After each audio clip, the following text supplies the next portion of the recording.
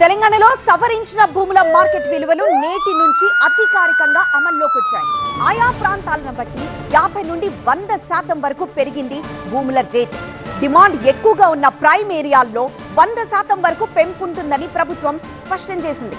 ఎకరాకు కనిష్టంగా 2,75,000, గరిష్టంగా 35 కోట్ల రూపాయలు పెంపు వర్తించనుంది.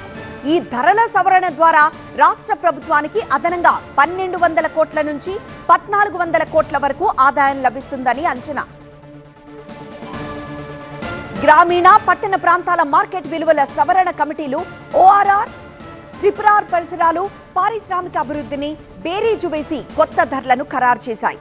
ఇప్పటికే అధిక ధరలున్న ప్రాంతాల్లో ఎలాంటి పెంపుదల చేయలేదని, రిజిస్ట్రేషన్ ఛార్జీలు పెంచే ఆలోచన ప్రభుత్వానికి లేదని మంత్రి పొంగులేటి ప్రకటించారు. వాస్తవ మార్కెట్ ధరకు ప్రభుత్వ విలువలకు మధ్య ఉన్న భారీ వ్యత్యాసాన్ని సరిదిద్ది భూ లావాదేవీల్లో పారదర్శకతను పెంచడమే తమ ప్రభుత్వ ప్రధాన లక్ష్యమని చెప్పారు.